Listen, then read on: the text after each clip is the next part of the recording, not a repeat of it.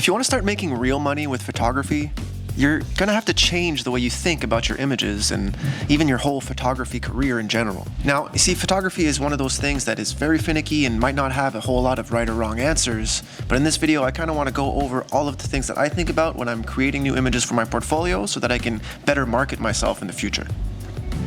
Let's get into it. Hey everyone, welcome back. My name is Sergio and I'm a commercial photographer here in Victoria, BC, and I've been shooting well over 10 years now, and it's been a learning process every step of the way. When you're starting out in this industry, it's tough to look ahead at, all of the possibilities that you might have and be like, man, I don't know where to focus on. I don't know what to actually channel my energy towards that's going to be a good benefit or a return on my investment of time and energy. It's tough, and I don't have an exact answer for you, especially for your market and your city and your part of town or whatever it is. But as a photographer, I think if you focus on a few of these things that we're going to talk about, you're going to be much more equipped at handling all these uncertainties in the future. And number one would be thinking of your images from a commercial point of view. You want to make some money in this industry, you're going to have to go towards the whales and the people that have money to spend in this industry. The photography is already the passion project, so to find a niche within that photography that's even more niche because it's only the things that you really like, it's going to be tough to find people to pay you for that, unless you've been doing it for 20 years. So to focus on the commercial value of your images, you have to look at the markets in your area that are going to need to have this kind of advertising. That could be professional headshots for businessmen, that could be product photography like I do, that could be some restaurant stuff, that can be, we're looking at the industries in your area that actually need photos and that need a way to advertise what it is that they do. That could be all of the tradesmen that work on the different all tradesmen in your city that have like a skill that they need to photograph. Most of these people, they're spending 10 hours a day building something and creating something. Then they have to quickly take a picture with their phone and it never does it justice. You can come in there and be like, hey, look at what I can do for you. Or you can market yourself towards these business professionals, let's say. It's just an example, but you can find these industries that actually have a need for photos, especially if you do a little bit of market research and realize that there's not a whole lot of people in your area doing similar work. That's how you can really excel in this switch towards commercial. And that can be even with, like, if you shoot portraits, you can still shoot portraits from a commercial point of view. I just mean that your images serve value and they serve purpose to different industries. It's not about just taking pretty pictures. It's about telling a story with your images and being able to sell whatever it is, product or service that these people are wanting to sell of themselves.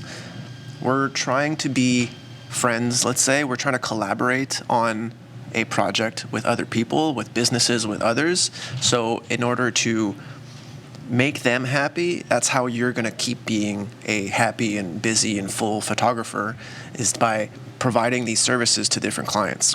It's not about taking pretty pictures. It's not about some Rembrandt lighting. It's not about whatever it is that you're hyper focusing on, this new lens that you just got or a filter that you're trying out. Like, all of these things have no bearing on the value of your images, and that's what you have to think about. You have to think of your images as a value proposition for your clients. Now, does that mean you have to shoot things that you absolutely hate and you don't want to be involved in? Like, no, of course not. There's a niche and there's a market for what it is that you like, especially if you're a photographer, you enjoy taking pictures, you're going to find something that you like. But I do want you to kind of focus on those industries that might have maybe a little bit more money to spend, or at least more consistent money to spend. If you're going to take portraits of people, maybe take portraits of like dentists and doctors and people who have a slightly deeper pocket. And what is it that you like to shoot? What do you like to spend? What industries do you like to spend your time in? And is there a somewhat adjacent one that you can get into and try to make some money with? Photography is not all about money, but on this channel, I'm talking about the career side of photography and how to monetize what it is that you fell in love with. And one of the ways to do that is to just stop taking pictures of cars at car meets and take individual portraits for those cars on photo shoots at sunset at some really cool location that you scouted out. Then that person can pay you $100 instead of trying to get $5 from everyone you took a picture of at the meet or something. Like, no, don't do that. So, just do that little mind shift of understanding that, okay, my pictures now have value for people, and what are those people that are willing to spend, and how can I market myself into that industry? There's a ton of different industries that have a lot of money to spend, and I think one of the biggest ones that are across all different cities, they're all over the world, whether it's the tiniest little city or a very big metropolitan, of course, but is the tourism boards. You can get yourself in on these very large-scale shoots with budgets that need to be spent, like yearly budgets that need to be spent, and you can be part of that spend. You can be part of that expenditure. Look at the tourism type advertising and media in your area and see if it's something that you'd like to do. Are you an outdoorsman? Are you a type that likes to, are you very in on all of the new local eateries, or are you, hip with the music scene or whatever it is? But there's probably a tourism board that deals with that subgenre. And if you can provide consistent media for them, they can provide a consistent paycheck for you. Usually tourism boards aren't the deepest wells, but they do have a very consistent source that, yearly budgets that always need to be spent, and they just need new advertising to attract more people to your city. And you can be, that could be one of the gigs that you can use in order to maximize the amount of money that you're going to make in the future.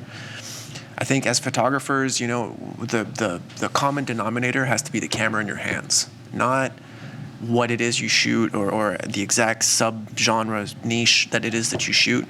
If you shoot more and more of a certain thing, like if you only shoot, if I only shoot drinks, let's say, I'm going to get people that come to me just for that, and they're going to be like, wow, you're good at that, that's great, and you're going to get more and more business in that field, sure. But you're also going to get a lot of people who are like, oh, but I do something that's somewhat adjacent. Can you also, create images for me? And then that's when you can be like, yeah, absolutely. And as your portfolio, you can use it to attract a very specific type of client, but you're still going to attract a whole lot of other clients that you're not necessarily thinking of.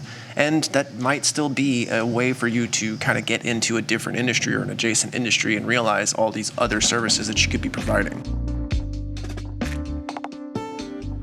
I wish I had a top tips video for how to be a business as a photographer, because at the end of the day, that's what we're doing here as photographers. We're not just taking pictures, we're running a business. Actually, you know what? There's another business that just closed down here in Victoria this morning, another restaurant downtown that I had worked with. And it's always kind of sad to see or to hear about, because I'm like, damn, like, it reminds me that I've been in business, let's say, longer than these restaurants. Or just little things like, we're running this one-man operation, and it's a lot easier to run the less overhead you have. And the more you can just focus on keeping your expenses low, the better you'll be as a photographer, because you'll be able to outlast the people that are around you. That means being in a super expensive city or being in a cheap city, but you could still control the things that you can control. One of the biggest overlap of any successful professional is that they didn't stop and they're still doing it. And in order to keep doing it, that means you're really good at, let's say, falling, like a skateboarder. Like the best skateboarders are the best at falling because they can get back up again and do it over and over. Taking a business approach to your images doesn't necessarily change the way they look, but it is going to change how you approach your shoot days and your, let's say, marketing tactics. The way you approach people, it's not about just, hey, look at all these pretty pictures that I can take for you. Oh, do you want new, cool, amazing, beautiful pictures that are super poppy and colorful and contrasty, and is this what you want for your next advertising? No. What you want to be doing is solving the problems that these industries are currently facing.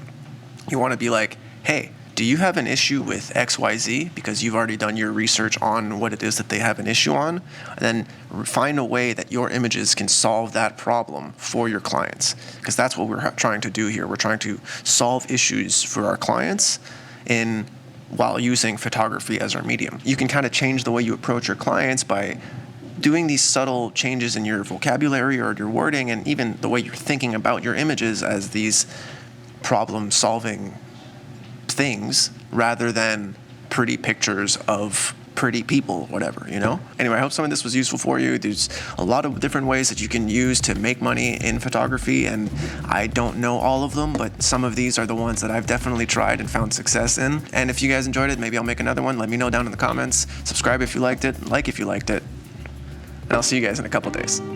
Later.